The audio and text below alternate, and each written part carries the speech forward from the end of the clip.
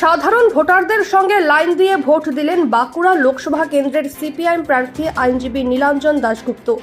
শনিবার সকালেই তিনি পৌঁছে যান বাঁকুড়া পৌর এলাকার ১ নম্বর ওয়ার্ডের গোপীনাথপুর প্রাথমিক বিদ্যালয়ে ভোট গ্রহণ কেন্দ্রে। সেখানেই তিনি তার ভোটাধিকার প্রয়োগ করেন।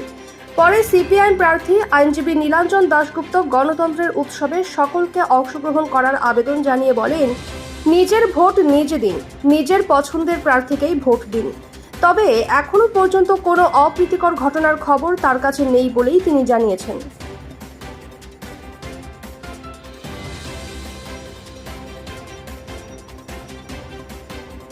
দেখুন, এরপরে বেরোবো, সমস্ত যেখানে যেখানে অসুবিধা আছে সেখানে পৌঁছবো, যেখানে কর্মীদের কোথাও অসুবিধা হচ্ছে সেখানে পৌঁছবো।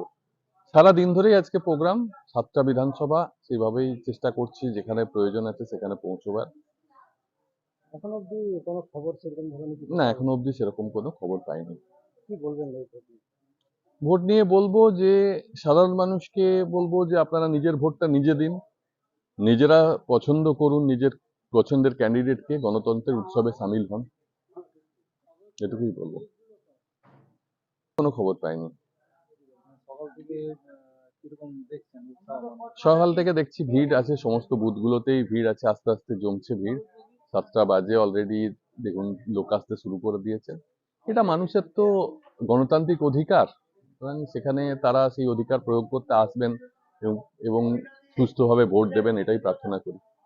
সকাল সকাল মা বাবাকে সাথে নিয়ে একেবারে ভোট কেন্দ্রে হ্যাঁ, কতটা লাগছে?